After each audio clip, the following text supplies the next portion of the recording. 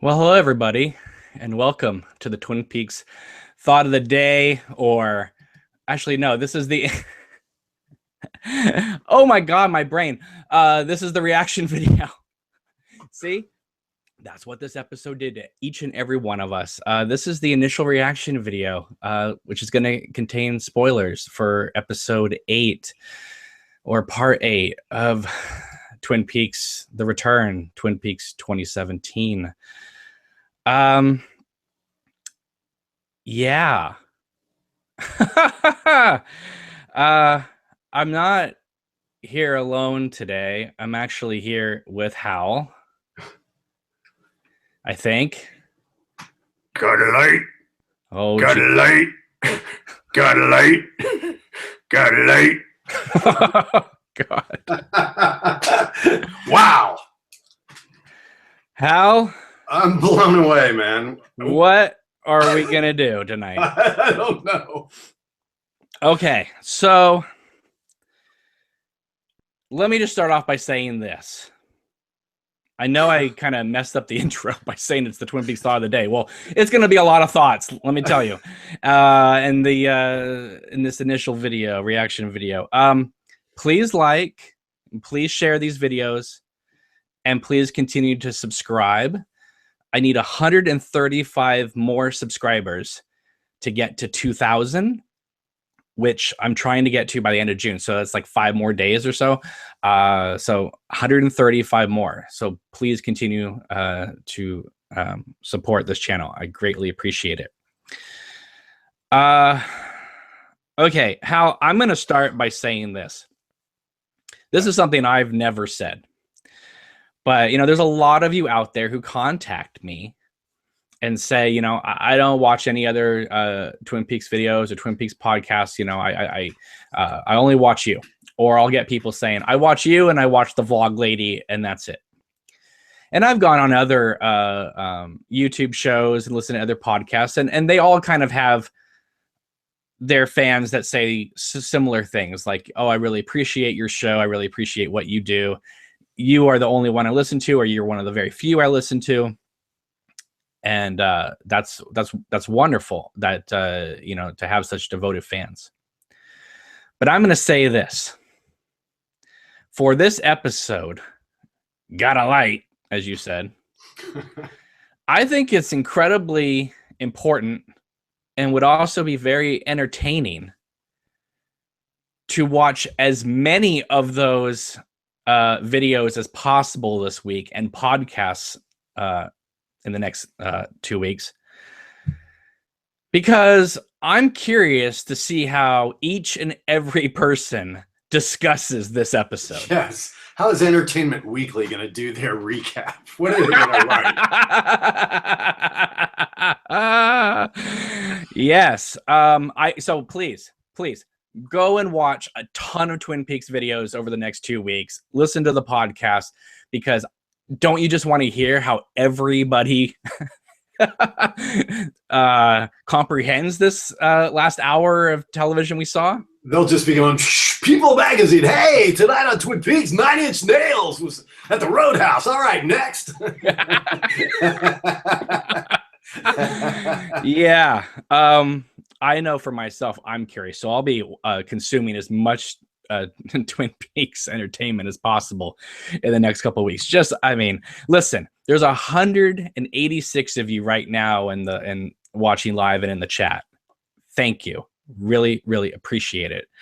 I'm pretty sure, Hal, that it's probably evenly split between people who want to hear our initial thoughts, our initial reactions to this episode, and are interested.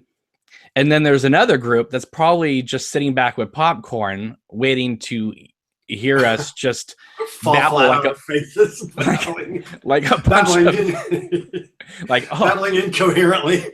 Yeah, I'm reminded of that Michael Jackson meme you see from Thriller with the popcorn. Yeah.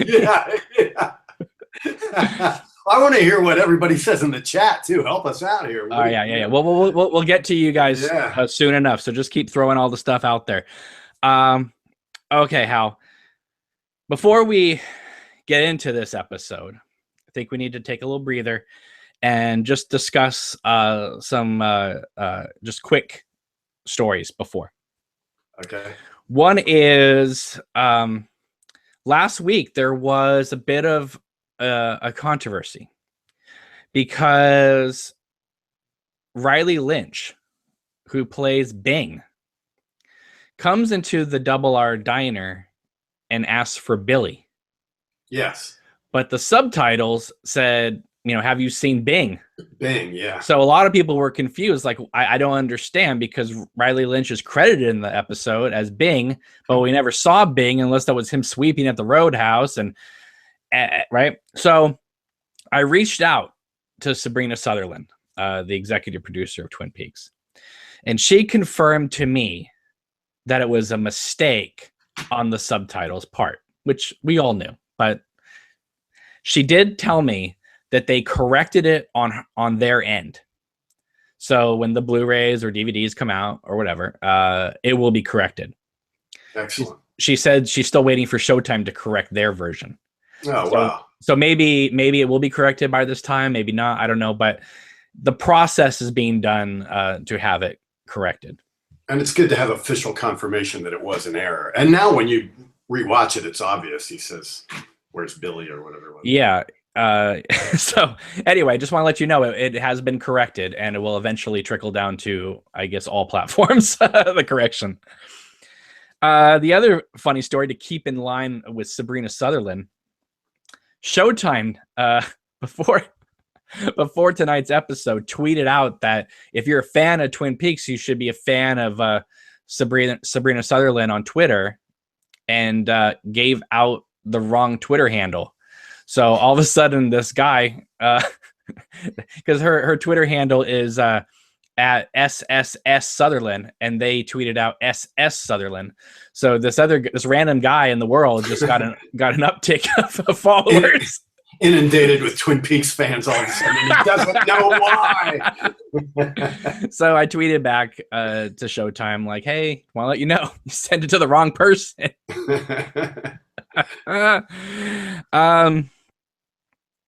Okay. All right, let's get into this episode, I guess, because I don't think we should.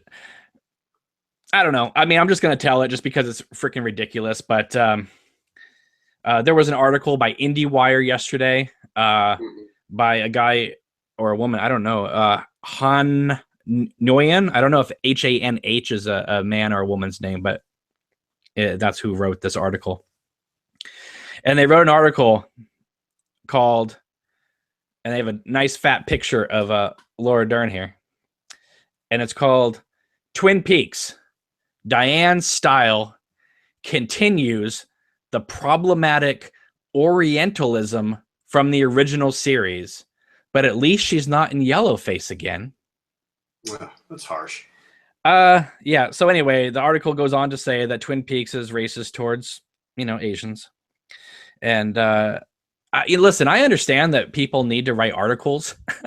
They have a certain quota they have to write for whatever website publication they work for. But I wish they would write something that was, true, because that's ridiculous. Yeah. I don't want to speak too much on it because I don't want to give, too much publicity to it, except the fact that I think articles like that are definitely a problem in the world. If you're going to call out racism, sexism, at least have it be something that's real. The fact that Laura Dern is wearing like an Asian style robe and has, things from Asia in her apartment or house or whatever you want to call it, that makes her racist because she's cultural appropriating this ethnicity. Do you have any rationalization behind it, just besides just people just trying to cause a fuss? Well, they're probably looking back to the, Catherine Martell, Tojimura thing and seeing some sort of pattern in their minds or whatever. But knowing David Lynch as an artist and as a person, as for what he's shown the world, I don't see him in that light on any level. So in that regard, I think all of those all of those accusations are unfounded. I've had people say to me, Cameron, why do you talk about this stuff? Because, it's a bunch of crap and just, move on with your day. And I understand that point of view, but I also think that we talk everything Twin Peaks here. Yeah. And I think it's important to not just discuss, the popular topics. Let's, talk about what everybody's saying and come to a general consensus, whether it's, yay or nay. And I vote nay on that article. Maybe I don't have just knowing that it's not the spirit of the show or the artists involved. But I mean, if I was Asian American, you might be sensitive to that stuff. So they said their piece. I just don't think that's the intention of the show on any level. I also saw another article that came out earlier this week asking African Americans why do they watch the show when it's primarily a white cast.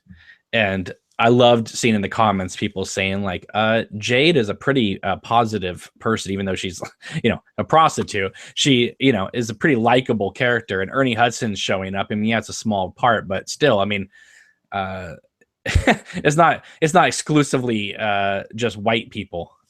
So exactly. And if anything, I think this pushing this series into other areas in the world and not just have it be in Twin Peaks definitely allows more diversity and different types of people and stuff like that. So yeah. I don't know. I mean, listen, people just want to complain today. And, right. And I don't want to just be like other people and just dismiss, like just not even recognize what they say. But I want to recognize what they say and then dismiss it, I guess. Well, or just disagree with it. I mean, it's like who David Lynch casts is the person for the role.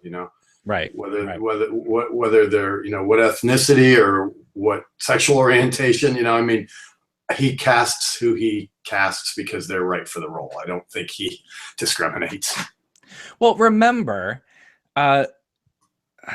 Josie Packard was supposed to be Giovanni Packard, played by Isabella Rossellini. Right. And when she didn't take the role, he made the character from Hong Kong. Yeah. Exactly. Yeah. And so, he wasn't like, what I know we can do. We can just make a racist stereotype when Josie Packard. So anyway. Okay. Let's officially move on to this episode, or part 8, called God of Light. Hal, I'm convinced of something here, and this is not a negative. I think it's very apparent after watching this episode in particular. I had this idea during some of the Dougie scenes, but I really have this idea after watching tonight's episode. And that is, when this series was first announced, it was discussed as being 9 episodes. Right. And then Lynch and Frost, Lynch pulled away and then came back. And then it was decided, no, it's going to be 18 episodes or 18 parts. I kind of go back and forth and saying either one. So I had some questions at that time when they said it was going from 9 to 18. I was like, well, are they adding more story? And, like they came up with a story for 9 episodes, and then they thought of more story, and that took it to 18. Because I was told that the scripts they had created were pretty tight. And so what happens when you take a very tight script and add in more fluff, the tightness, becomes more loose. Okay. I don't think they added anything to these scripts. I don't. I'm under the impression now they took these 9 episodes and Lynch decided, I'm just going to take my time with them and we're going to expand upon it. I'm reminded that when Lynch was at the oh my goodness, I can't even remember now because my brain is fried. What was the school again that Lynch went to in LA? You know what I'm talking about. Yeah, I remember that. Yeah, I don't Yeah. remember the name of the school though. My brain is completely fried right now. It will come to me, I'm sure. So he goes to this film school. It was the first year that the film school was in session, and he went into and he pitched Eraserhead, and he said the script is 21 pages, and his professor said, "Okay, so it's going to be a 21-minute film," and he said, "No, it's going to be a little bit longer than that." And his professor said, "Okay, it's going to be a 42-minute film." And Lynch went, "Yeah, oh, okay." Like he knew it wasn't going to be, but whatever. Shook the guy's hand, went off, spent 5 years making Eraserhead. Eraserhead is a 90-minute film with a 21-page screenplay. So I'm convinced that they took the 9 scripts and just ballooned them out. Lynch said, "This scene would normally be 3 minutes. I'll make it 9."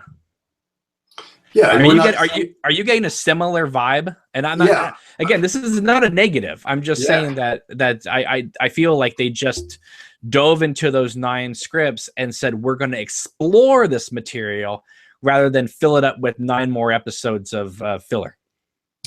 Yeah, I mean, I can see that being absolutely true. The 400-page script could have been the 9 hours, and Showtime said, "Let's do that." And Lynch went, "No, you don't understand. I've got these abstractions in my head that need to be fleshed out, and the way I'm going to do it is going to have to be double that time." And they're like, "Whoa, Jack, wait a minute, what?" And maybe that was the point of the initial conflict. And then when they pushed back, he's like, "I'm out because they won't let me do it the way I see it in my head." And when they went, "Okay, well, we do want David Lynch," and so that's where the agreement was formulated. Right. Trying to see here. Sorry. Let's see here. Sorry. Yeah, and again, it's not a bad thing. It was very apparent that tonight's episode was not 60 pages of television script. No, not at all. But bless him for doing that, because it's just making mind-blowing television that probably won't be repeated. No, I remember saying to my wife, this is on television. I mean, yes, it's cable. But let me just I had to just Google it because I totally my brain again is it was of course I can't even remember, the American Film Institute. Gotcha. Right, AFI. Yeah, of course it was the AFI. But that's what tonight's episode did. Yeah. Right? Just common everyday facts about Lynch and his world that would normally come to both of us just like this. Yeah. Or in the chat. We're all like this right now. It was completely disorienting. In the best way possible. And I didn't even realize until the episode was over that all day long I've been wearing a New Mexico shirt. Excellent. Perfect. That's synchronicity for you. Yeah, completely. Okay, so episode 8. Got a Light. Now, I remember a few days ago, we did a Twin Peaks Saw of the Day, for real. And we had Richard on, who wrote a fantastic article about being an uber Twin Peaks fan. Mm-hmm. I had a lot of people contact me because we did the podcast at 4:30 Pacific time, because that's just the way it worked out. I had a lot of people contact me going, "Cameron, did you do that on purpose? Did you just do a Twin Peaks Saw of the Day podcast with a Richard at 4:30 time?" Right. And I was like, "No, I did not mean to do that, but that is awesome." You should have taken credit for that. Of course I did that. No. Of course. No, because I don't want to be doing podcasts at 3:15, all of a sudden in the morning. Right. But or 1:19. I believe it was Richard a few days ago, because we were going over the episode titles. And we were saying like, oh yeah, every episode is named after what somebody says at one point during the episode. And I believe it was Richard who said, I think it's probably going to be Audrey because it's, got a light. And maybe that's a reference to the smoking. Well, I can safely say after this episode, I mean, I could have said this a few episodes ago, but I will definitely say it after this one. There are no more theories as to what's going to happen next in this show. Indeed. My theory was that it was Sarah Palmer because she was always chain smoking. I'm like, way off. Yeah. There's no predictability anymore. Not that there was anyway, but come on. After this one, there's zero. I love knowing the titles in advance though, because you can see him coming. It's like when he leans with the cigarette, you're just going. You can say it with him. It's like, got a light. You're gonna hear it. Right. So last week, the Rancho Rosa design was in red. Yeah. Tonight it was all black. Well, I thought it was all white. Well, it was white, and then there was black and white. Yeah. But where the colors normally are, it was all black. Yeah. Okay, so let's begin.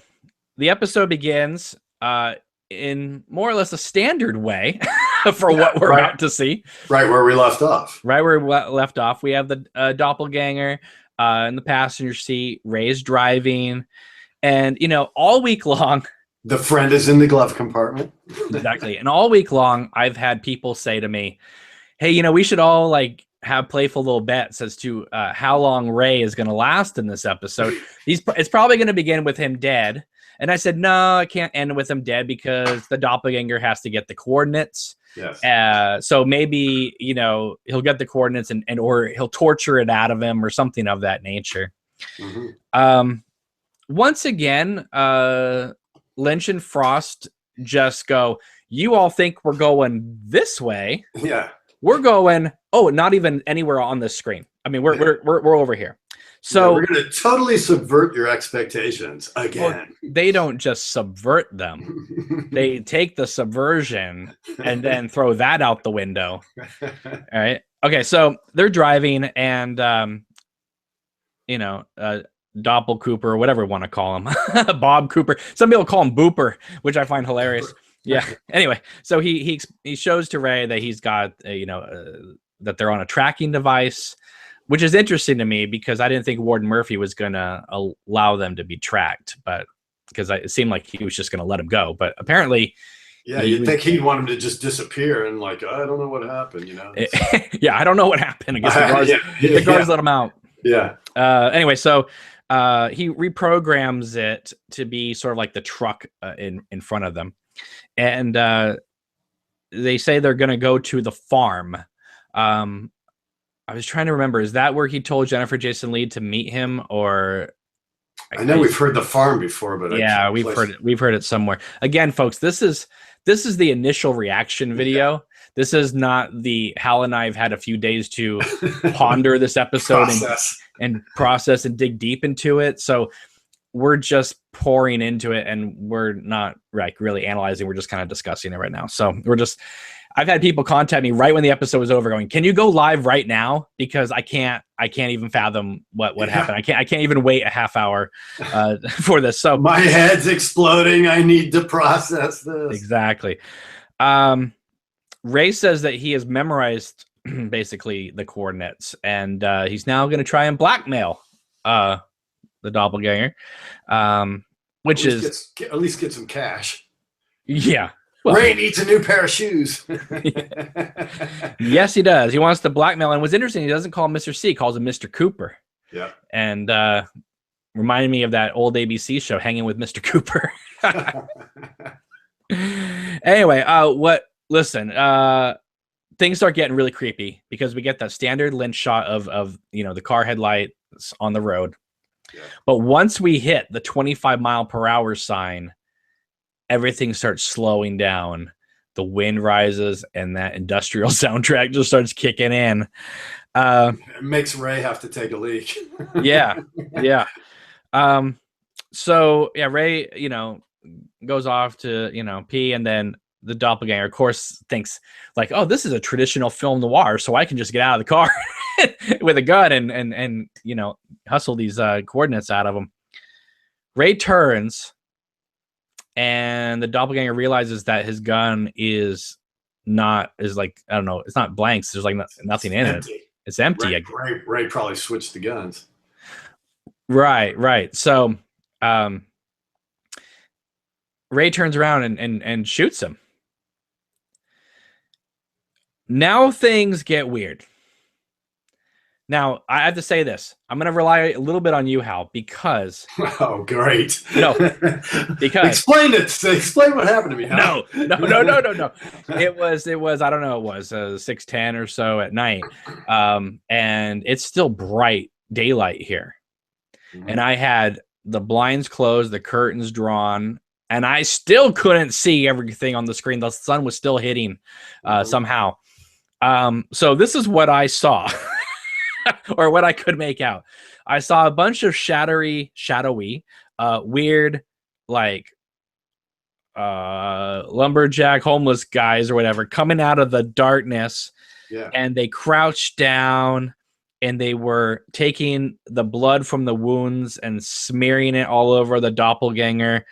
They were kind of like playing like Ring Around the Rosie, I guess. They were like dancing around him.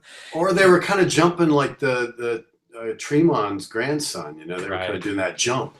Right.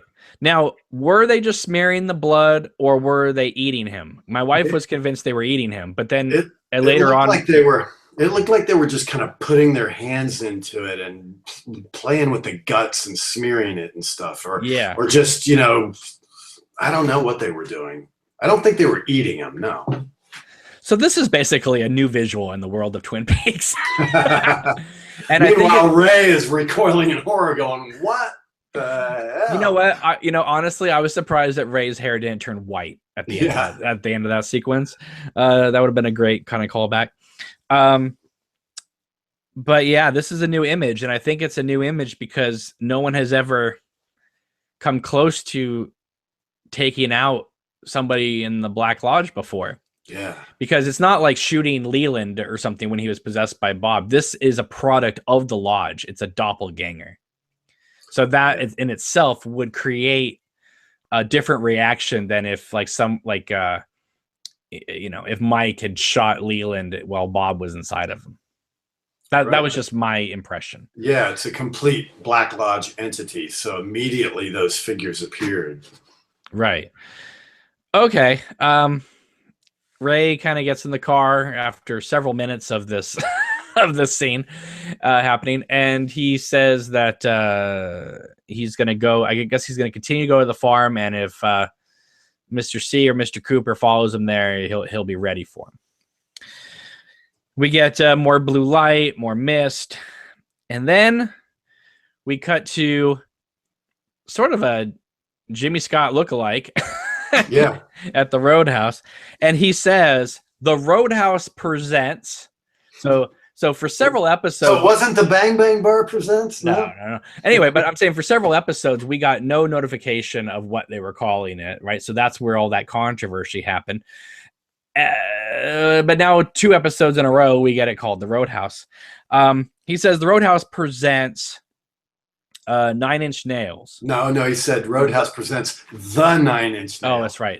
And if you look in the credit, it even has the quotes of it has the right. And they perform a song called She's Gone Away, which may be a factor in this episode here. So this part it was bizarre to me.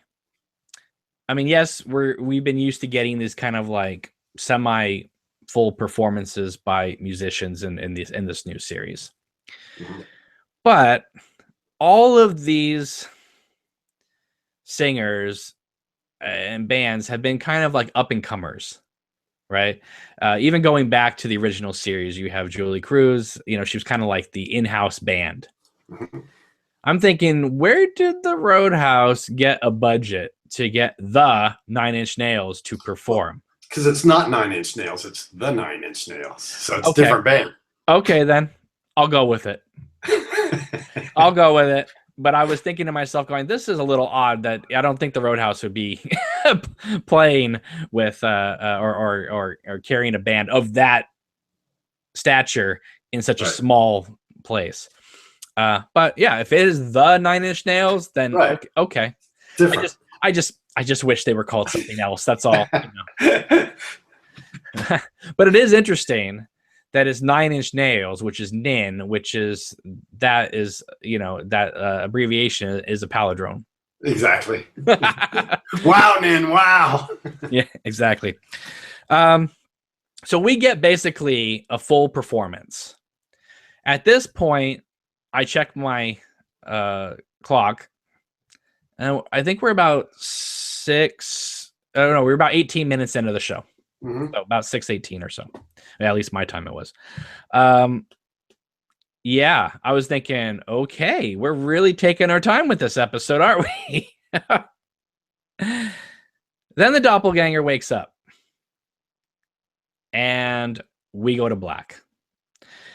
And when we come to, we open on July 16th, 1945, White Sands, New Mexico at 5:29. I'm assuming AM, or was it PM? I don't remember. So right there, I'm thinking, this is what we thought may happen if they did, some of this Mark Frost Secret History of Twin Peaks. Let's go back in time a little bit. Let's see some flashbacks. We didn't get quite that in this section, but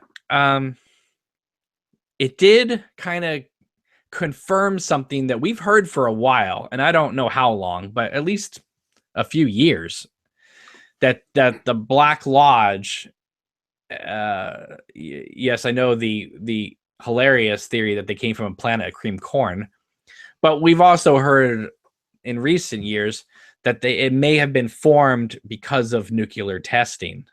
Yes. And of course, this reminds you of in the last episode when Gordon's in his office and he's got the poster of the nuclear testing. Mm-hmm. So we open it, like you said, 1945, and we move towards the blast. And I wrote down that this was a brilliant kind of Kubrickian shot. Definitely reminded me of Stanley Kubrick. Totally reminded me of 2001. 2001. The music is definitely by Penderecki, which of course recalls 2001 and the works of Stanley Kubrick. But it was the precision of the shot. It was the precision of the black and white, and the fact that it was one shot just moving in. We go into the blast. We get fire. We get atoms. We get ashes. We get all kinds of things for minutes on end. Definitely 2001. Also reminded me a lot of Terrence Malick, Tree of Life. Mm-hmm. And we know that Lynch is friendly and is a fan of Kubrick and Terrence Malick. Not saying that he's copying them at all, but just great artists think alike, I guess. And this is a very long sequence. It's a fascinating sequence, but it's a very long, in-depth sequence.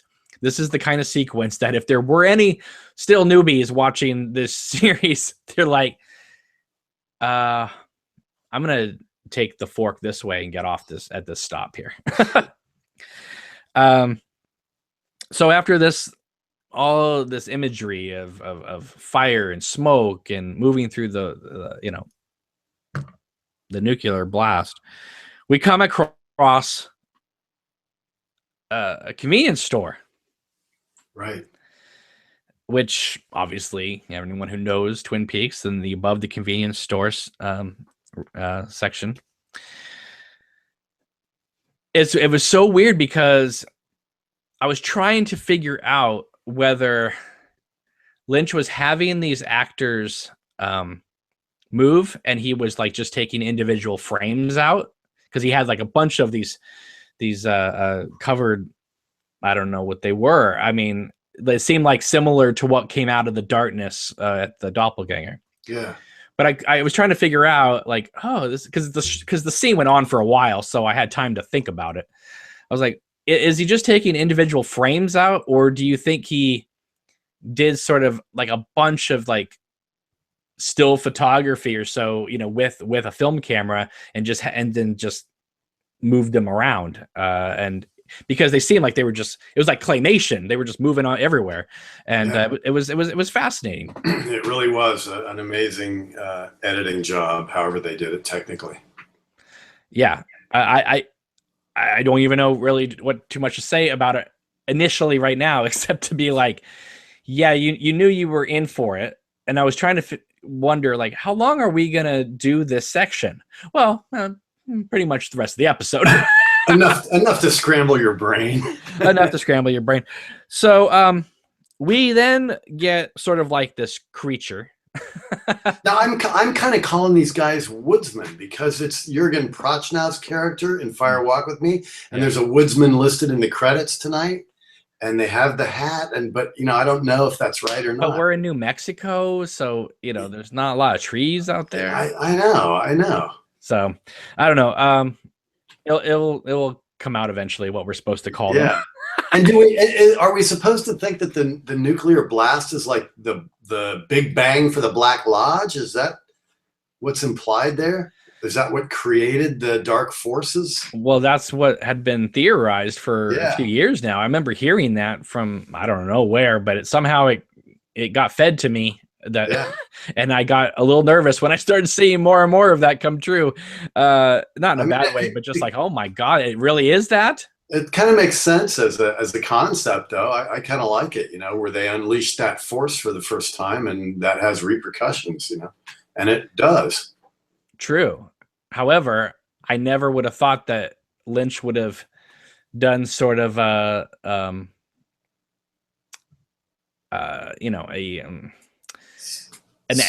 actual like history, an actual historical event, something so specific like that to something. Like I thought they created something so abstract. Yeah, I thought that it would just be the Black Lodge was there, and it's there, and maybe they can be explored in books or Mark Frost book or whatever, But it was almost like I was like thinking, oh please don't let us be like a Star Wars midichlorian thing or something where they go back and they show us too much, and all of a sudden we can't have our theories about this and that is then going to be concrete fact. Well, they gave us. I don't know that it's created the Black Lodge, but it seemed to have created Bob. It's like that figure up there spewing out what looked like Garmonbosia, cosmic Garmonbosia, right? Which had Bob in it, and then the giant becomes aware of that. So maybe the forces in the lodge always existed, but this event created Bob. And I could be totally mistaken because again, my brain was getting fried as I was watching this. I could have sworn, and I'm sure it's not true because his name isn't in the credits, but I could have sworn I saw the little man in one of those little atoms too. Anyway, so like you said, there was kind of this weird creature thing or whatever, spewing out this stuff. It definitely reminded me of Lynch's early works. Six Men Getting Sick, The Grandmother.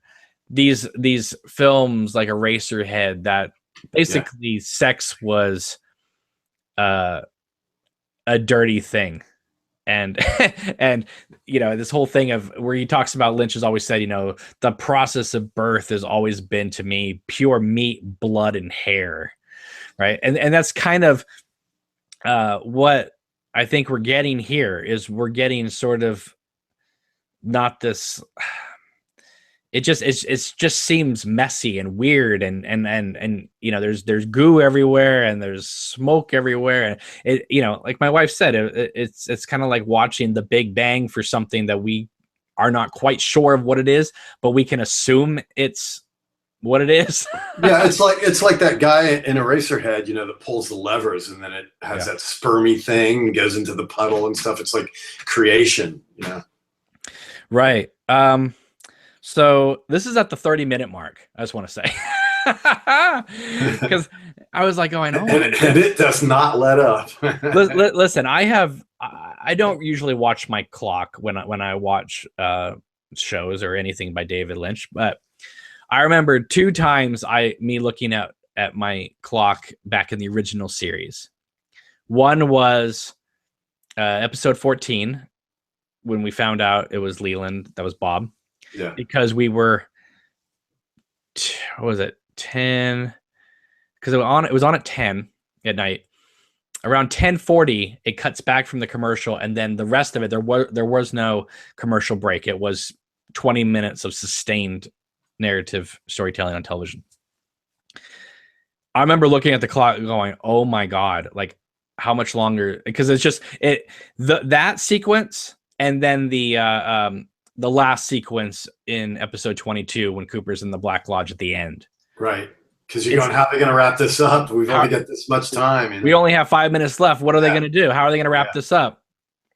So anyway, so I was looking at my clock just going, we're 30 minutes in.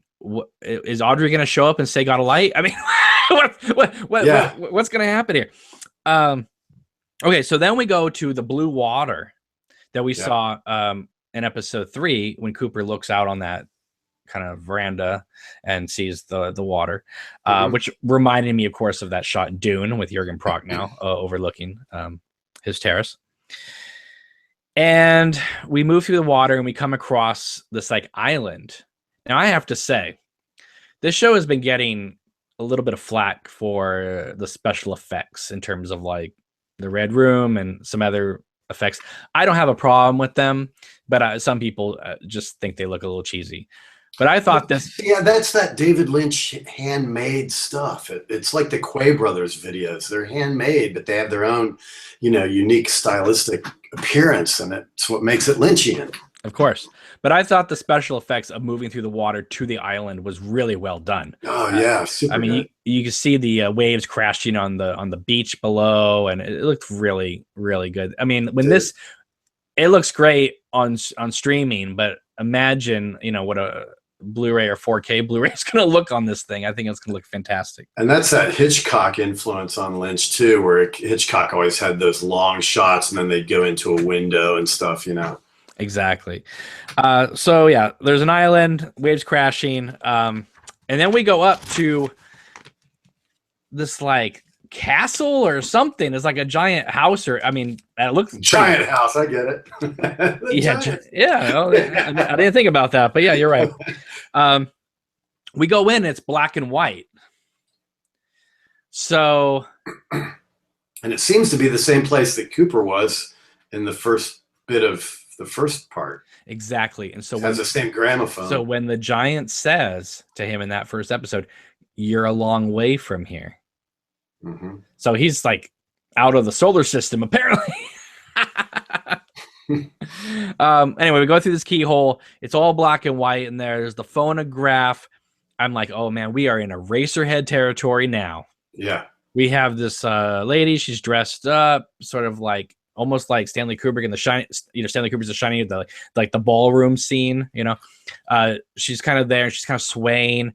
I looked on the credits. I think she's referred to as Senorita Dido or Ditto. Ooh. Interesting. Yeah. The giant shows up and he's in a suit. And I'm thinking, is he with her or is he her butler? He's her lurch. Yeah, I kept thinking Addams Family reference there. Exactly. So I kept thinking, this can't be part of the atom bomb because it had to take place somewhere else. Because when Cooper talks to the one-armed man in episode 16, says, "My ring. I gave my ring to the giant." And the one-armed man says, "He is known to us." Yeah. So he wasn't one of us. Right. And I'm glad we got some clarification, if that's what I can call it, that he's in another place. He's in another place, basically. Another place from the other place. Yeah. It's the giant from another place out in the space region out there. Another place, but not that another place. Yeah, exactly. So, he's like walking around this like bell thingy. I don't know. It was that the thing. I can't remember. I know. I thought the same thing. Was that the thing on top of the box? Yeah, in outer space that the blind Asian lady pulled. I thought the same thing. Yeah. I don't know. Again, every minute that went by in this episode, I was getting more and more. Going the Jerry Horn route. I think I'm high. You know what? After this entire episode, that should have been the next shot. It should have just cut to Jerry back in the woods going, I think I'm high. That would have been. Yeah. Good job. But Lynch likes humor, but he doesn't always go for the cheap laugh. But no, that would have been a fantastic moment. Yeah. So anyway, I'm sure after we discuss this episode, go to the chat and everyone will be. They'll have time to process some of this, so we'll probably get a lot of cool theories out there. Yeah. So the giant walks off, and it looks like to me that this interior that he walked into, it looked like where Lynch shot Club Silencio in Mulholland Drive. Yeah, it had that stage and it had the balcony. So I'm pretty. It's weird too if you think about Cooper in the Roadhouse in season 2 when it is happening again. How he kind of appears on the Roadhouse stage, and there's that stage there. I wonder if there's a connection there with the Roadhouse.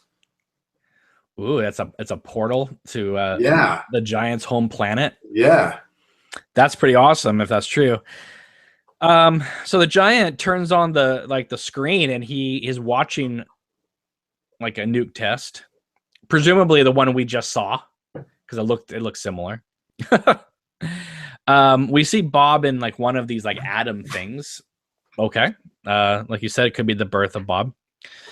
The Giant starts levitating and flying up in the air.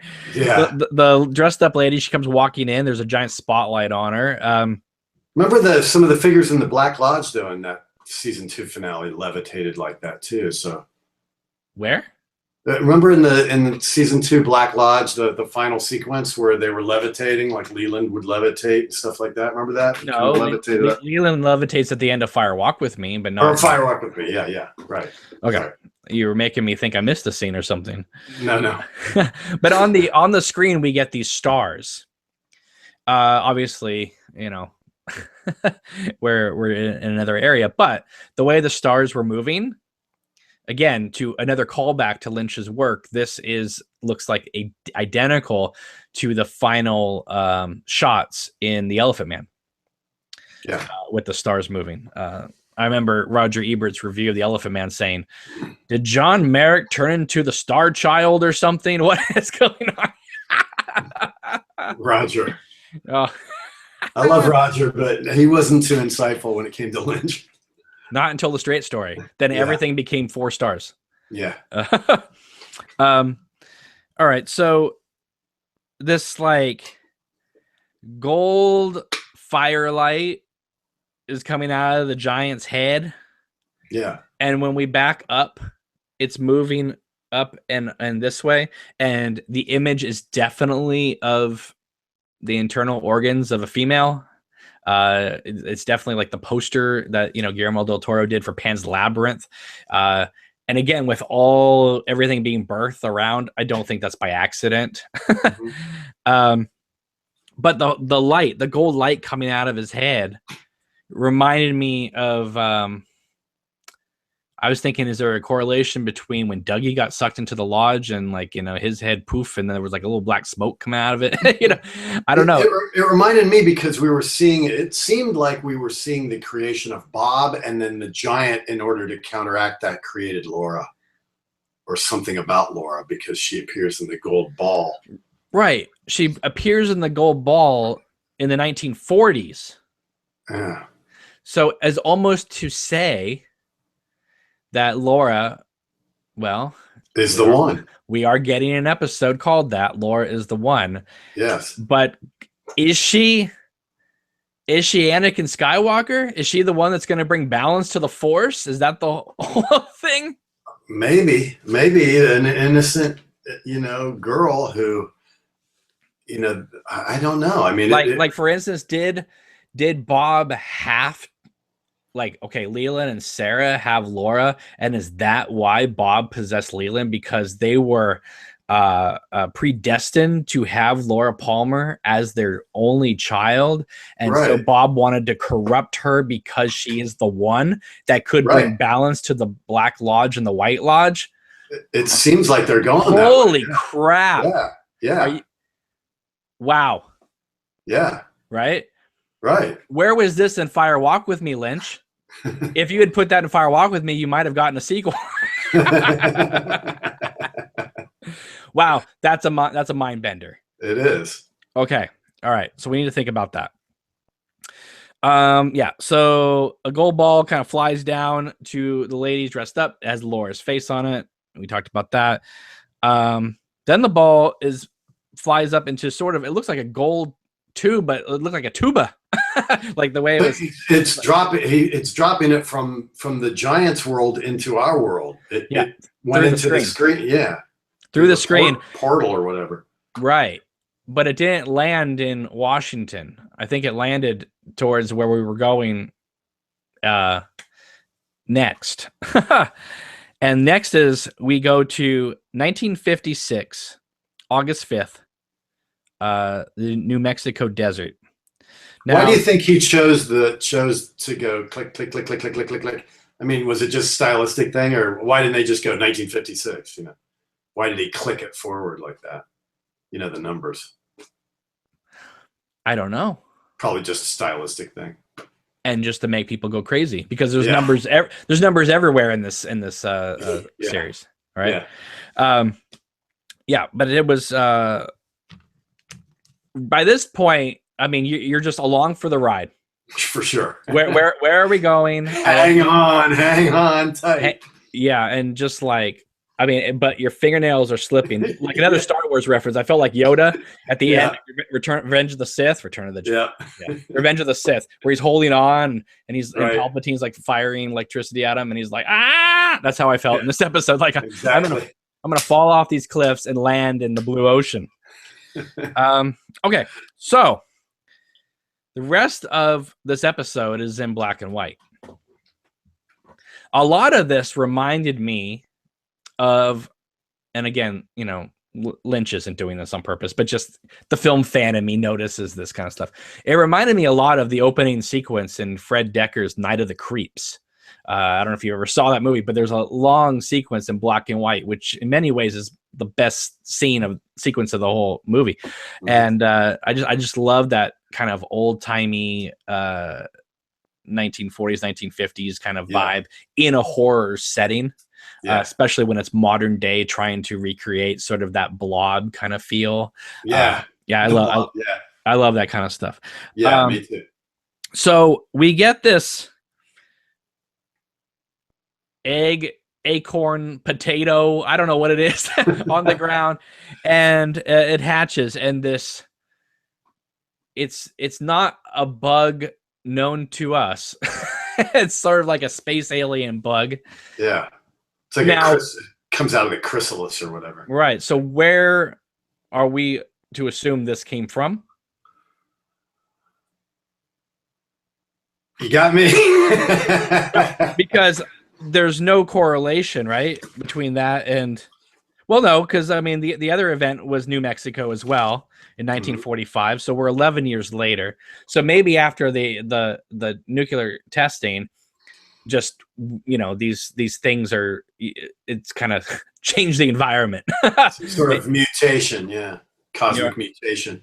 But if these things existed before this one, then you would think that there would be more things like this happening before this date.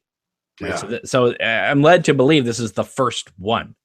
Yeah, it has to be, because it's out in the middle of nowhere. It's just a thing appears, and it's the starting of that. But there wasn't another testing done before that, right? I mean, it just was laying there in the desert. Yeah. Okay. Well, okay. I don't need an answer for everything, but I'm just trying to have a discussion here. Yeah. Like what? And what is that thing? It looked like some sort of, it was an insectoid, but it also had like, it looked a little humanoid as well in there somewhere. Oh yeah, definitely. It reminded me of The Fly. Which again, if you go back to episode 1 and you look at Sam and Tracy in that Stark warehouse with the pod there, and she's bringing him coffee and trying to see what his science experiments are like. Well, that The Fly was a Brooks film, production, and of course, Brooks film is what saved David Lynch from surreal obscurity and gave him The Elephant Man. Mm-hmm. So there's just cool little things everywhere, and whether he meant them or not, I noticed them. So that's fun. Okay, so this bug thing climbs out, and at this point, my wife was going, "Oh my god, where are we going with this? This is bizarre." She was enjoying it, but she was tripping out because everybody was. Everyone was tripping out, but I mean, like, listen, my wife has never seen like an Alejandro Jodorowsky film. Right. Okay, I have, so yes. I'm a little bit more prepared for strange filmmaking, the surreal and the abstract. Yes. Okay. She watches Fixer Upper, so understood. Right. So for her, this was really a trip out there. Yeah. Right. So at the end of this episode, I just patted her on the leg and said, "Well, sweet dreams tonight, honey." Yeah. Thanks for indulging my passion. Yeah. So we then get this young couple that's just referred to in the credits as a boy and girl. Right. And at first I thought, oh, this is maybe like a Sam and Tracy thing. Maybe we'll get sort of a parallel and we'll see them die, like, especially when they kiss. Maybe they'll get eaten or something, like kind of a callback in a way. I was trying to figure out whether it was somebody we knew from Twin Peaks. I think it is. It is. Okay, we're probably wrong, but again, this is just the initial reactions. The dates, I don't know. I could be wrong, but I think they line up. I think it could be Leland and Sarah. 56, and they were teenagers, so that would make sense, right? If it's Leland and Sarah, then that would make Laura 18 in 1989. Yeah. So I don't know. But then again, because I mean, Leland said he was possessed at Pearl Lakes, which is near Twin Peaks or relatively close to it. But I kept waiting. I thought, man, God, maybe this episode's going to end and show how Leland got possessed by Bob. Mm-hmm. I thought that's where we were going. And then I had to remind myself that these are not standard episodes of television. These are parts of an 18-hour movie. So we may get more of this type of filmmaking later on. Right. So it's not like Mark Frost and David Lynch wrote this script and said, well, we need to basically have a conclusion at the end of this episode to get us out of it and bring us into a new episode. No, it's just going to cut. and maybe we'll get more of it. Maybe we won't. I don't know. But yeah, I'm thinking right now it's Leland and Sarah. Could be wrong, but it seems weird to spend a little bit of time with just a random couple and not like the older couple that's in the car that get accosted by one of those burnt out woodsmen but more, it seemed like we were supposed to be invested in this young couple's dating. Yeah, especially because the insect crawled into her mouth, so that it has to have repercussions to that. So we got to see her at some point later and why that happened to her. Oh my goodness. Okay. And maybe that's how, if it is Leland and Sarah, maybe that's why Sarah has visions or can channel the Black Lodge. Nice. Very nice, Hal. I knew there was a reason why I keep inviting you onto these podcasts. Okay. So yeah. Then we get, now again, the sunlight was beaming, so I was trying to squint and see. It looked like we got some sort of shadow figure. My wife was like, "Is that Bob?" Like walking through the desert, and it wasn't Bob walking through the desert. I was like, "No, that's Randall Flagg from the stand." Right. No, that's later. That's coming later. Yeah, we're gonna find out that Bob is responsible for the killing of Kennedy and things like that. And so the young couple, they walk and they kiss. It's kind of like a small little kiss, and And then all of a sudden, again, continuing in black and white, we get a radio station, we get Pop's diner, we get the young girl's bedroom. At first I forgot we were in New Mexico. I was thinking, is this like Twin Peaks in the 40s? Like, did Pop's diner become the Double R diner? But obviously it's not. It's New Mexico. But again, your brain is racing, trying to go. We're getting this huge prologue, but it's not really a prologue for our town of Twin Peaks. It's a prologue for what we assume is the birth of the lodges. Yeah, the origin of the Black Lodge and Bob. Right. And we've had, I think, 3 images of Frank Silva in tonight's episode. Yeah, it's so great the way they're using him like that. Right. Really cool. It's super awesome. I think the scariest one was the one in the dark. Yeah. When the doppelganger was there. And did Bob leave his body or what? Or did he just kind of peek out of his body and then go back in? I couldn't at the, when all the... That's what rewatches are for. Yeah. I don't even remember. Anyway, so one of these burnt woodsman people, as you refer to, walks into the radio station, and he kind of grabs this woman's head. There you go. Good late. I love that guy. Oh, I know, but he kept saying it over and over and over again. I'm like, that's what makes it. That's what makes it disorienting, eerie, and cool. Yeah, I was like, it's a radio station. Maybe this is a skipped record here. You've got a radio background, Cameron, and so do I. Did that give you the willies? Were you ever on the air, a disc jockey like that?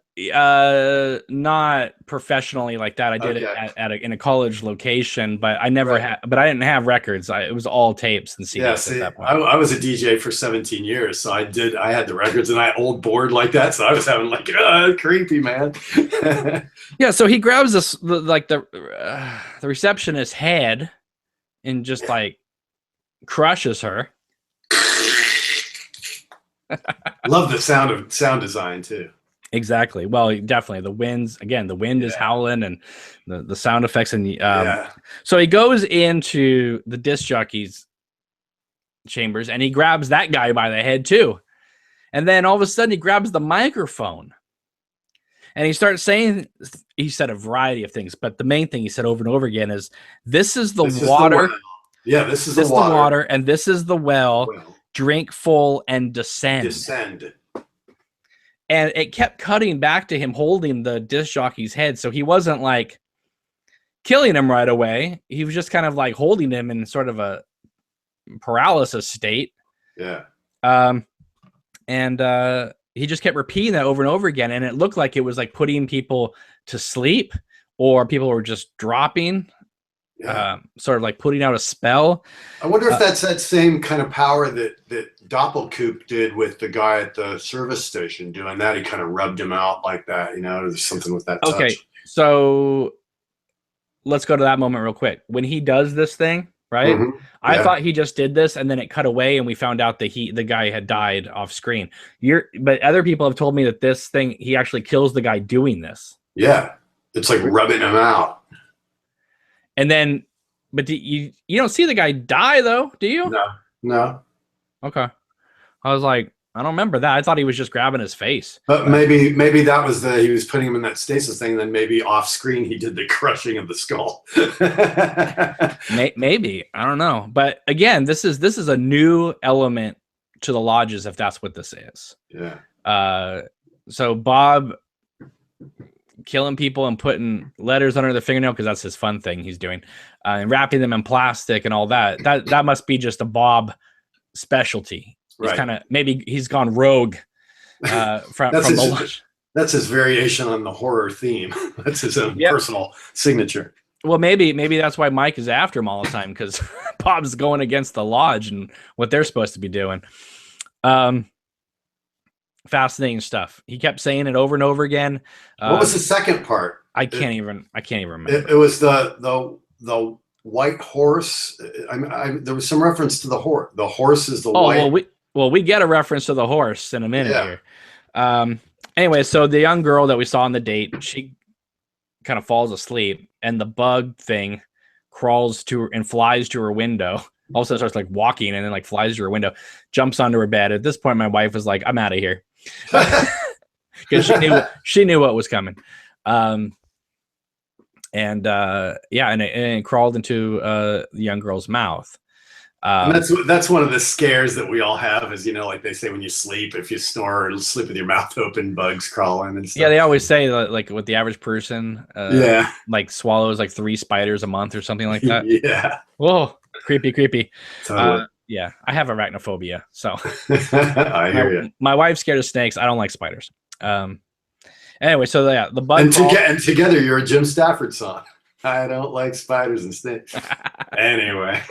The bug crawls into her mouth.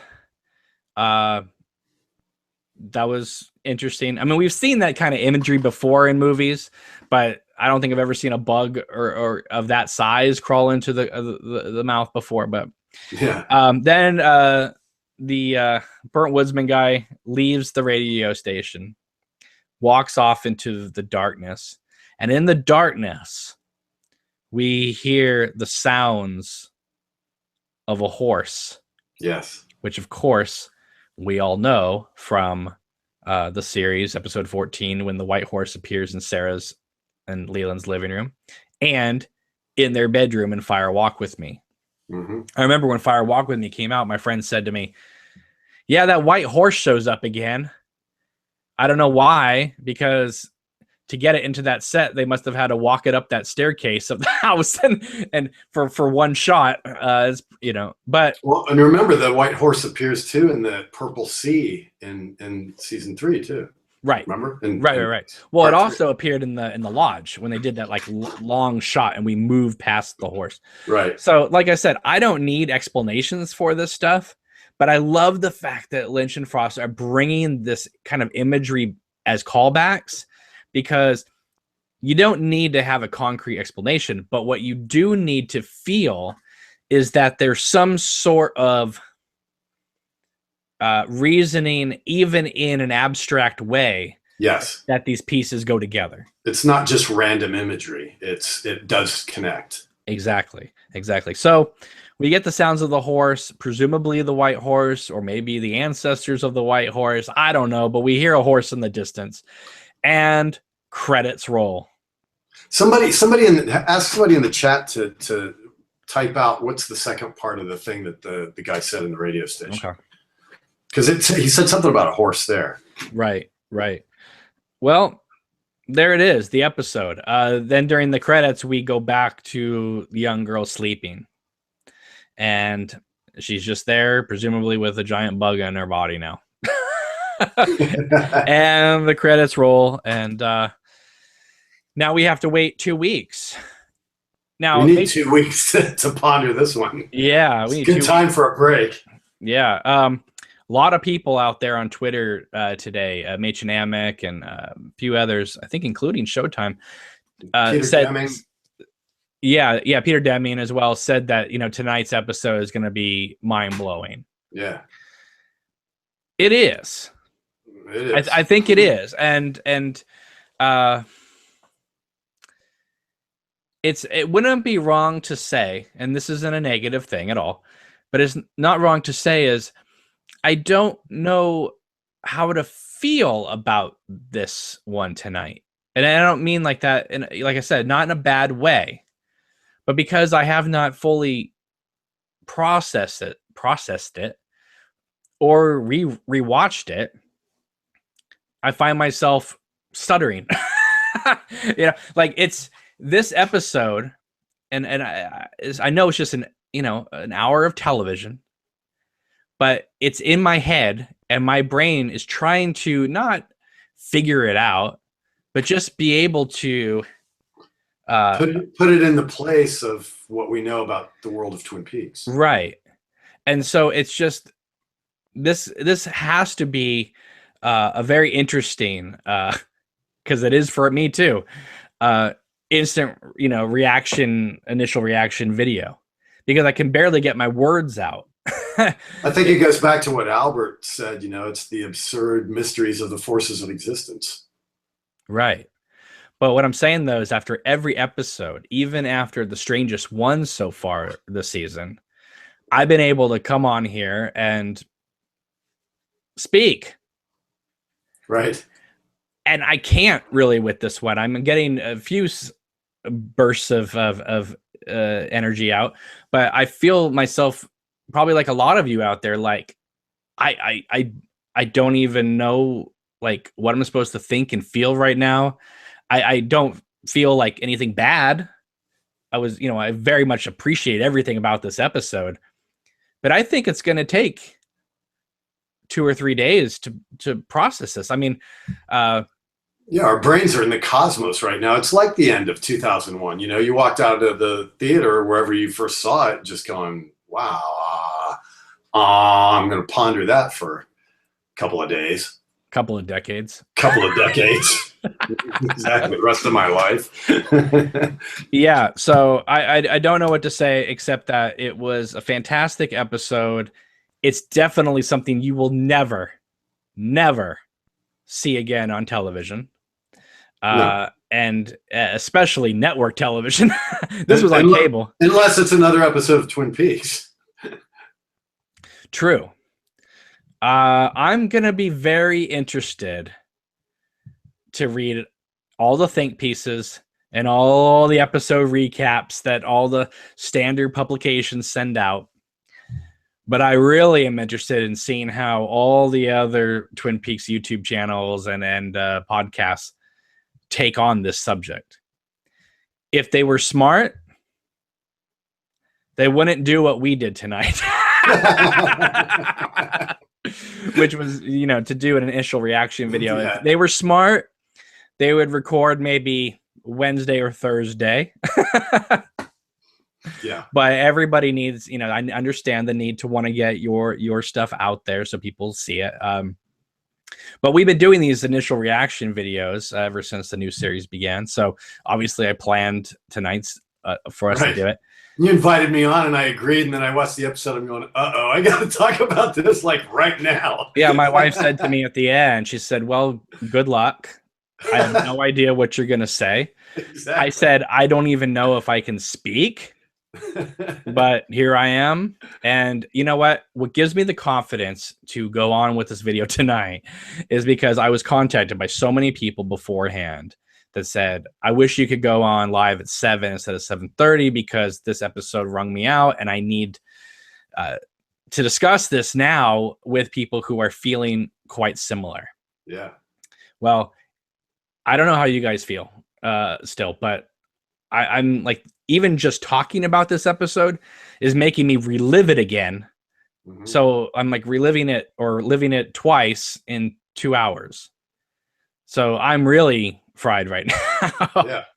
Well, so my another favorite show of mine, Preacher season 2, started tonight, but they're going to do 1 and 2 tomorrow in a block. So I'm going to like cleanse my palate with Preacher tomorrow and then probably rewatch Tuesday. Right. So Hal, why don't we just go to the chat, take some questions before we go? Because I think we're going to need some sleep tonight, but I don't know if I can sleep tonight. I don't want to sleep with my mouth open. That's for sure.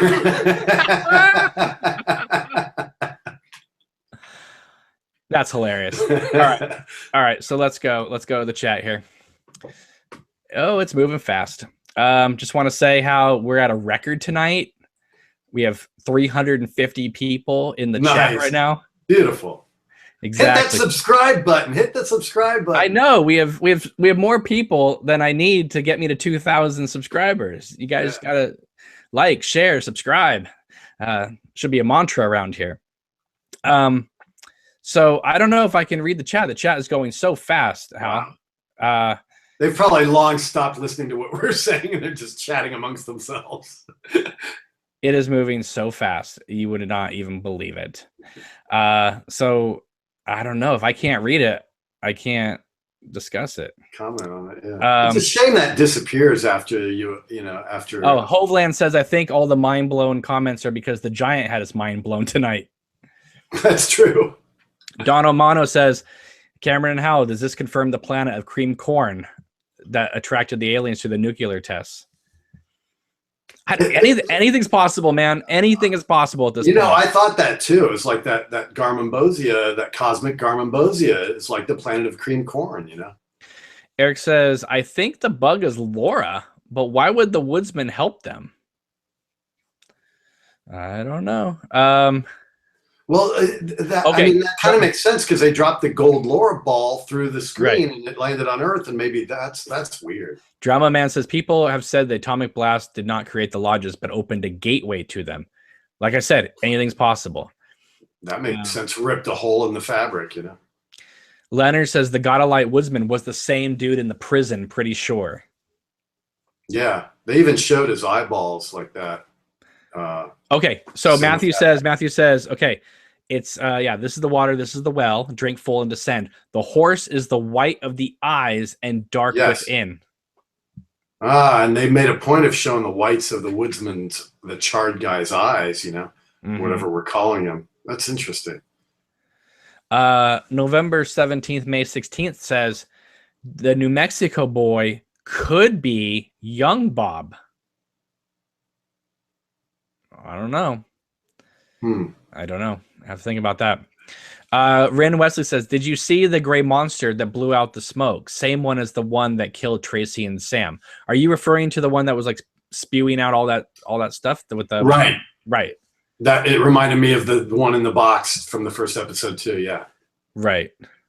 And so is that the mother? Is that who they're referring to as the mother? That would make sense. The mother of all creation. Creator. Yeah. The creation. Twiller Zone said New Mexico boy is too young to be Bob. Jeremiah says Laura is the moon child. Maybe. The golden orb child. Yeah, I agree with Indy Phantom that Sarah Palmer is probably that little girl. I think so. It may not be Leland, but it's probably Sarah. The Lizard King said, I knew this was going to be a mostly black and white episode after the Rancho Rosa logo was black and white. Yeah. So there it is. That's our clue. D Mill says, since this was a flashback episode, do you think we will see the start of the Bookhouse Boys and the Pearl Lakes incident? I think the Pearl Lakes incident is something we really could see. Don't you? I would love to see that because if we're exploring Bob's origins and how that connects to Twin Peaks, it would make sense to show that. Right. Makes sense. Jamie Michelle says the gold ball turned into the moon. Again, you have to understand that the first time any of us see this thing, we're just like, what? We're just watching it on pins and needles. And Scott Mitchell just said, what just happened? I think, you know how I think this podcast tonight, while it is an initial thoughts and reaction, I think in many ways is sort of group therapy for all of us hardcore Twin Peaks fans to be like, oh my God, did you just see what I just saw? I mean, imagine if this episode had been 2 hours long and this had been Fire Walk with Me. Hey, we got episodes 17 and 18. Can you imagine that mind blower? The finale. The finale. Oh my goodness. This is like Twin Peaks catharsis of the day. That's what this video is called. Exactly. Yeah, Dari, I agree. Nothing is predictable anymore. There's you cannot predict this. No. Any Phantom says Philip Jeffries will maybe get to reunite with Bob. Yeah, who was Ray calling? He said Philip. Was he talking to Philip Jeffries there? Oh my Lord! Well, everyone's calling Philip apparently in this series, but we never see Philip. Yeah. Greg says maybe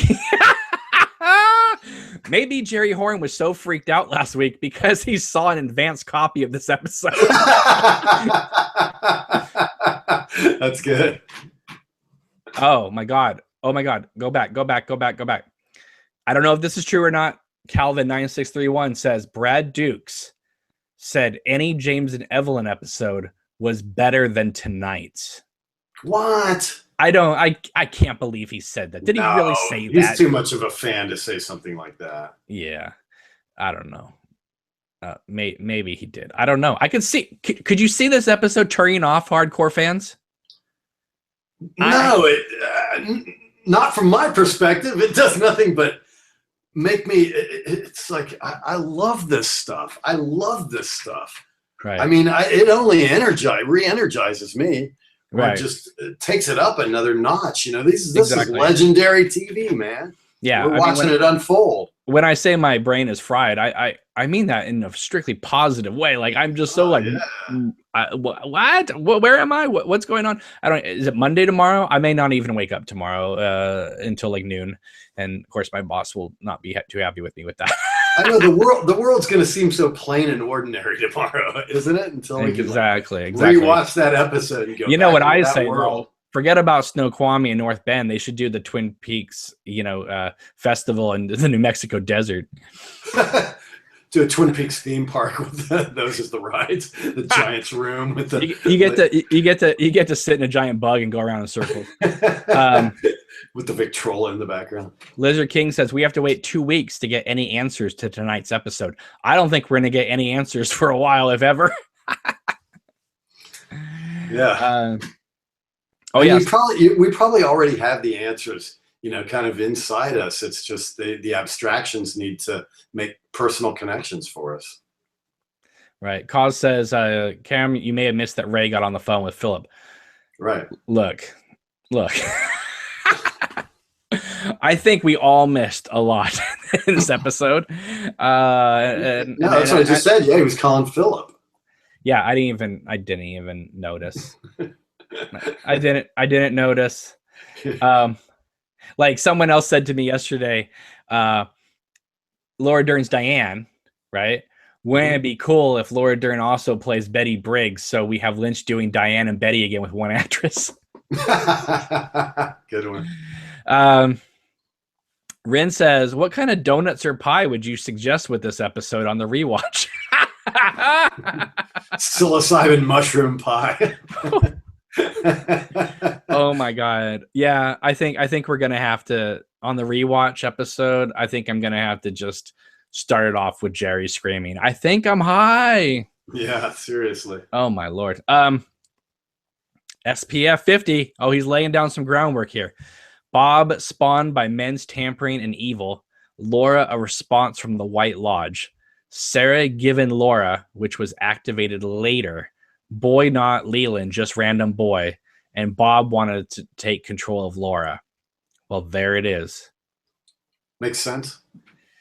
Yep, thank you for that. That's pretty good. I'm still processing everything. What I can't believe is that it seems like Laura isn't just a random girl that just happened to have a gift, that it seems like it was predestined, obviously. Yes. Oh my God. Okay. Sorry. The chat is just going crazy here. Thank you guys, by the way, for joining us for this, this Ramblin' Rose kind of episode. Indeed. Let's see. William T. PQ says consuming gold and silver and other noble metals affects the nervous system electrically in real life. Okay. Bonsai 76 says it looked like the golden orb was traveling west. Maybe it was the bug, then crawled into the girl to save her itself. That's what I'm thinking. Yeah, but Laura was in the golden orb. But maybe the bug is Laura.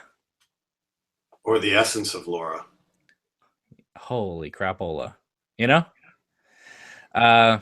Eric Johnson says this is the best episode of Twin Peaks ever. It's hard to disagree with that. I mean, it's pure, like David Nevin said. Now we know what he meant by pure heroin, David Lynch. Okay, so it's confirmed, Hal. It's confirmed. Alternative Nation, it has sent the Twitter stream. Calvin is saying Brad Dukes is getting a lot of crap for it. He did say it. That James and Evelyn episode is better than this episode.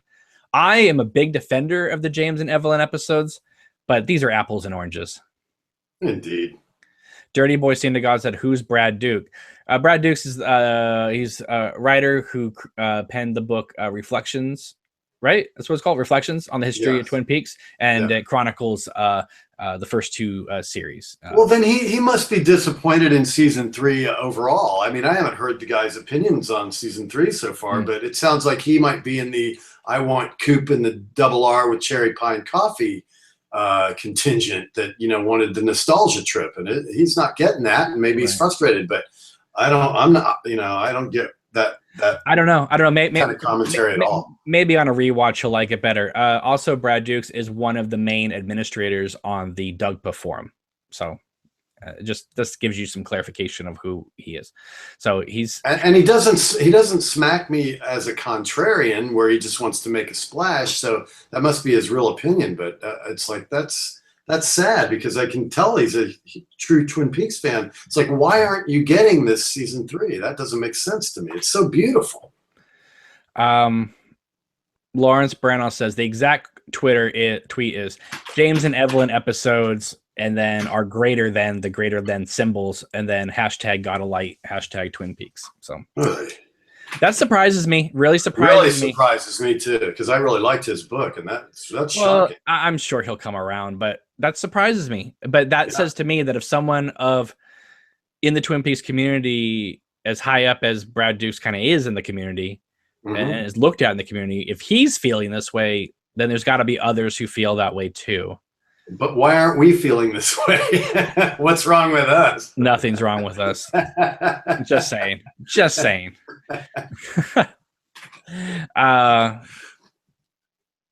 Leonard says, why are we stressing over the opinions of others? We're not stressing about it. We're just talking about it, since it's what's happening live. It's a commentary. It's a commentary here of our insanity at this moment. Yeah.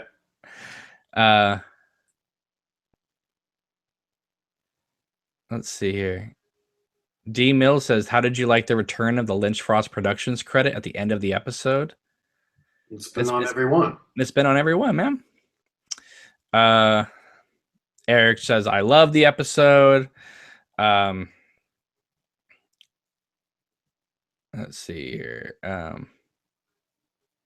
Ray Ross says, why do people keep saying that the Giant's house is the White Lodge? I don't know. We don't know what it is. It seemed like the Purple Room to me. Not the Purple Room, but because the beach and stuff like that, and the Black. It seems like it's the more benevolent aspect of the otherworldly concepts. It's the helpful area. Right. Scott Mitchell says, the thing I find funny about the new Twin Peaks is that whenever something weird from the old series, like the giant, appears, that's now the most normal part of the episode. That's hilarious. Charles says, even though there are many plot lines, I see this episode as standalone. Will probably change perspective after I see it a couple times. I think it is standalone, but I do think that we will be dealing with some of the ramifications of it as the series goes on. We may not get another hour-long episode like this, but I think that we will get maybe a little bit more exploration of some of the ideas not really talked about visually. Yeah, but I mean, it seemed like we were not going to get another long sequence like part 3 either. That went on for 25 minutes and blew people's minds. Now we got like a 45 or 50-minute straight sequence, so you don't know what's coming next. There's still, still 10 hours to go. Jamie says, this is your brain on Lynch, and she has a picture of a frying pan with an egg on it. with a bug on it. Eric says, so many people are online complaining that nothing happened. Hello, things did happen, just without the dialogue. Wow, nothing happened. Jeremiah says, yeah, every new episode raises more questions, but that's why the show is great. Leonard, it seems like people, do you look at like a Dali painting and go, that's a bunch of crap, nothing's happening in that picture. Leonard says, read David Lynch's Catching the Big Fish for answers. Rin Wesley says, I have a feeling it will be normal after this episode. I don't know about that. There's nothing normal. What's normal? Hey, let's be honest here. The last episode ended in the Double R diner, and all the extras were changing places every cut. So what is normal? I'm pretty sure they'll go back to a more conventional episode next. You know, I don't think they're going to do another hour like this one. Oh no, but I could see episode 18 being something like this. Oh yeah, oh yeah, yeah. Mike says, "What and where is the farm?" I don't know yet. I don't think we know yet.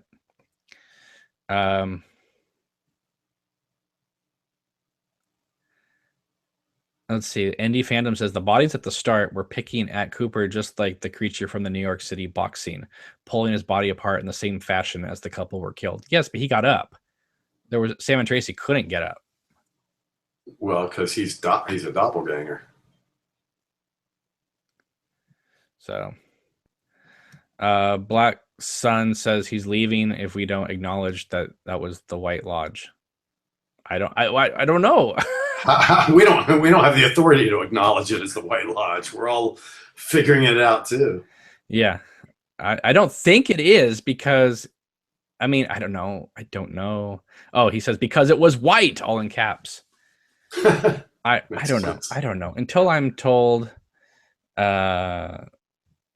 what it is. I don't know. I mean, who knows? I don't know. You're talking to someone who's just like, just watched this episode instead of going to a chat, is like running a podcast right now. I mean, it kind of makes sense because it was on that tower, you know, it was a white structure, you know. It very well could be. Yeah. It very well could be. But I can't say for sure after one viewing that it was. Until somebody in the show names it, we can't say for sure. Yeah, it's you know what? It's the Bang Bang Bar. That's where they are. That's where the giant. That's the official Bang Bang Bar right there.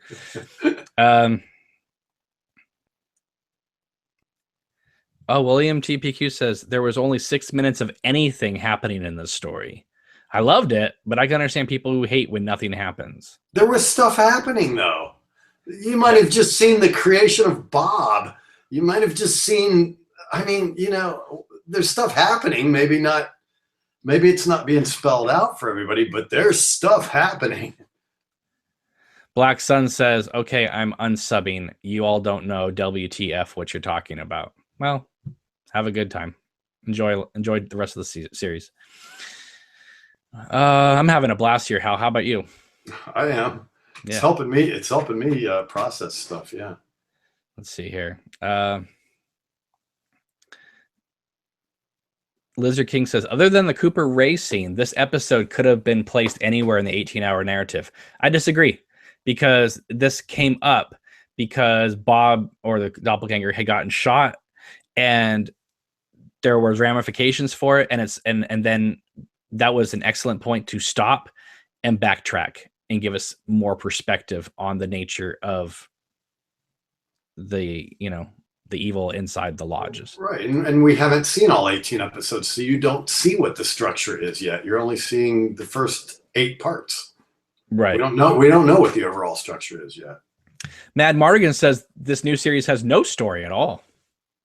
So, well, okay. I don't know why you're on the chat of the series then if you don't like it, but okay. I don't know why you're still watching too. I mean, I guess to be a part of the conversation, because I think a lot of people, Hal, are afraid that if they keep dissing this new series and then episodes 17 and 18 pull it all together, they're going to be like, I wish I was part of the conversation. And it isn't for everybody. It is an acquired taste. It is pretty sophisticated, complicated, demanding stuff. And so, if you want more of a wild ride, like I said, watch Preacher tomorrow night. That's a great series. It's got all kinds of wacky elements to it, but it's more of a straight linear narrative, Okay, Amateur Video Scholar throws us a bombshell. Ready for this? Yeah. He or she says, not sure if it's Sarah that the bug crawled into. Okay. What if the girl was the log lady? Oh, badass. That's pretty awesome. That is. And that would make sense too. Yeah. And maybe that young man was her husband that died after the fire. The woodsman. Woo! Oh, I like that. I like that.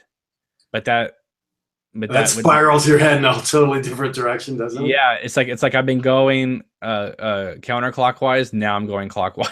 Yeah, simultaneously. Yeah. Any Phantom says, wasn't the gun loaded? How did Ray get the? Well, it seemed like he switched the guns, right? Seems like it, but Ray was driving though. Right, and Cooper did check the gun. The doppelganger did open it up and see there were bullets in there, right? Before he got out of the car, I could have sworn he did. Yeah, but they were blanks. But he didn't even get to shoot one. A blank still Right, shoots. it didn't fire. Yeah. You're right. Huh. Interesting. SBF 50 says Evil Cooper is alive. It's more if Bob is in him still. Yeah. Well, obviously we saw him walk away. Okay. Oh, maybe, but yeah, you're right though. Maybe Bob's not with him any longer. Maybe that's what they were yanking out of his guts. Maybe they pulled Bob out. Wow. Mark says a couple things. That big structure that the Asian lady with no eyes yanked on, then flew into space, appear again in this episode, is the one in the room with the giant. So apparently it is. Same look. I mean, that was what we both thought. It might not be the same one, but maybe the manufacturer made a couple of them. Right. Amateur Video says yes, the girl was the right age to be the log lady. I like that theory if it's true, but I don't know. But that means the bug isn't Laura. So, Calvin says, remember last week when people said the guy sweeping for 3 minutes was weird? Okay. Hoveland says, did you notice when the record came off the turntable on the radio station, the noise was exactly the same as the first scene when the giant says, listen to the sounds. It's in our house now. Oh. Interesting. Reggie says, anyone wanting normal isn't watching the right show. So, indeed. Reggie, I have a bone to pick with you. You're a wonderful viewer, and I love your comments, but I saw you on another podcast this morning, and you were saying that they had said some mean things about me, and you said it was hilarious that people were saying mean things about me.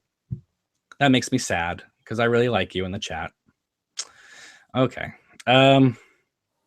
Why would anybody say mean things about you, Cameron? That doesn't make sense. And then why would people agree with them that they thought it was funny that they were making fun of me? And we're all watching Twin Peaks. Let's not, that negativity crap's got to go. I agree. Addison DMB says one of the Coopers had to be shot and killed to eliminate one of them. Dougie Coop cheated death multiple times, but Bob Coop did not. Agent Cooper reawoke in the Doppelcoop's resurrected body. Really? You think they're just going to dump the whole Sonny, Jim, Janie E storyline? Not necessarily dump it, but that would be weird, wouldn't it? Yeah, you know what? I don't like that. I would only like it if they went to the Dougie storyline and showed him just like fall to the ground or something, and then wait. They may do that, because they've revisited that same scene with the box, right. What's her name? I can't remember the kids' names now. It's getting late. Wicked Scott says the mushroom cloud was gorgeous. I agree. That was a great shot. Absolutely great shot. That whole sequence was great. Mad Mardigan says the thing about Lynch is you don't really think about it, you feel it. So analysis really only goes so far. That's true for the majority of his work. Yes. Yeah. But it's still fun to discuss things. Niles says Bob is invincible. Knave of Heart says, could the young boy be a young Garland Briggs? Maybe, I don't know. But obviously our focus was on the young girl.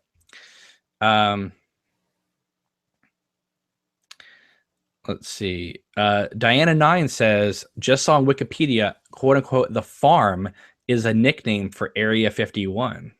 Ah. Yeah, definitely. Crash Override says, if anything, those demon homeless guys brought him back to life, but Bob is still present.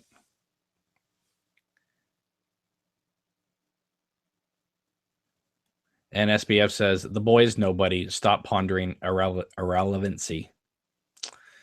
Yet to be seen.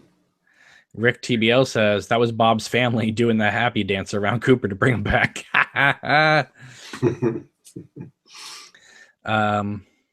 Yeah, so Let's see what we got here. Oh, we still got over 350 people watching this live in the chat.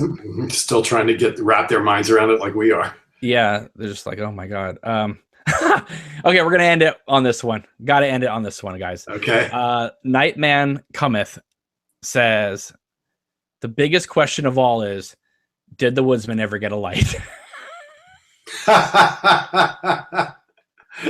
No, he didn't. And he was pissed. And Pineapple Squid says, the giant is God, Bob is the devil, Laura is Jesus. Okay. Well, you can kind of see the parallels where they're dropping that. Yeah. Especially since episode 10 is called Laura is the One. Right.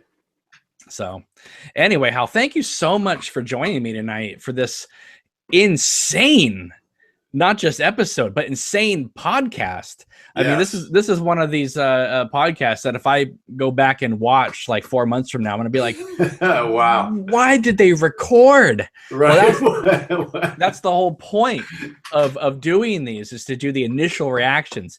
And then later in the week, we do the watch-alongs. And then later in the week, we do the actual Twin Peaks Thought of the Day, in which we come back composed and can actually discuss the episodes without going like this. Right? It's just so. Anyway, I really appreciate you, Hal. Thank you so much. Always a pleasure, Cameron. Always a pleasure. I know your schedule isn't something that you can always be here on Sundays, but listen, I could not have done tonight solo. I wouldn't have gone to sleep, so it was a perfect place to help us figure this stuff out, or try anyway. Exactly. So, all right, guys. Well, thank you so much again for joining us, and thank you for all your comments and just your wonderful support. It's so humbling. Please again, make sure to You got a light. I just like doing that. Oh, it's hilarious. That should be your new Facebook profile picture.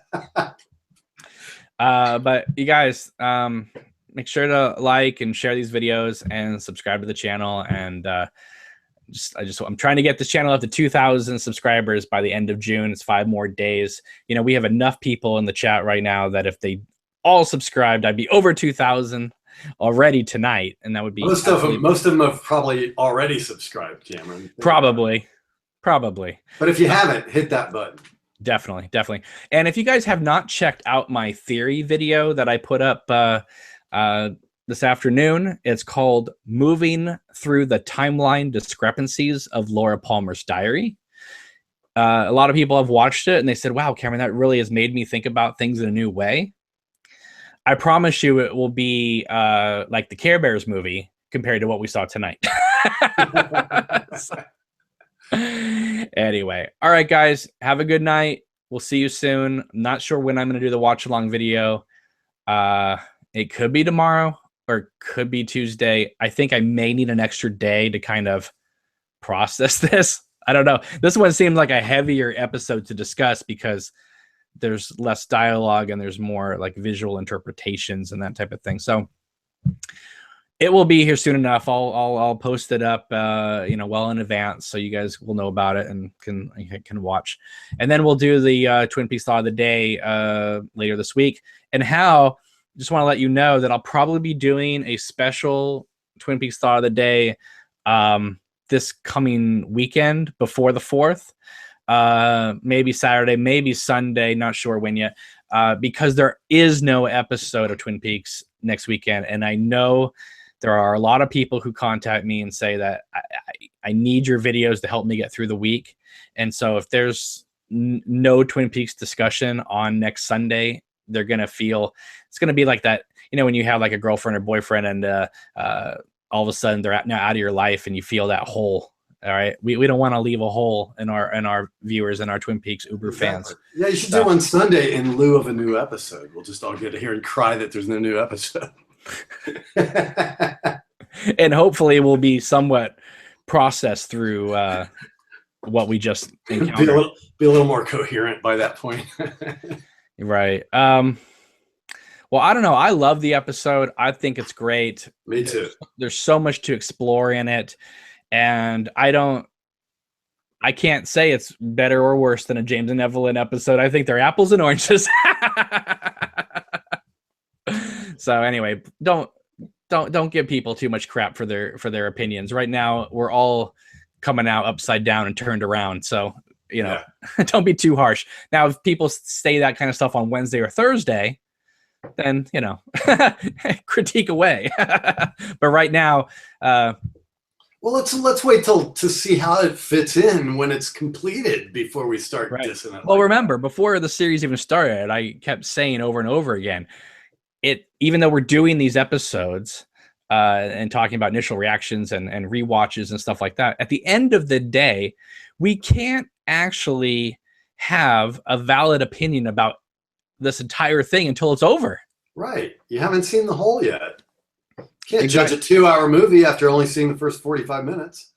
Can't judge an 18-hour movie after only seeing the first 8 hours. Oh, something tells me a lot of people judge the new Transformers movies after 45 minutes. Well, it's a little easier to make that call. Yeah. All right, guys. Well, you have a wonderful night. Thank you again for watching. Really appreciate it. And we will see you soon. Take care. Bye.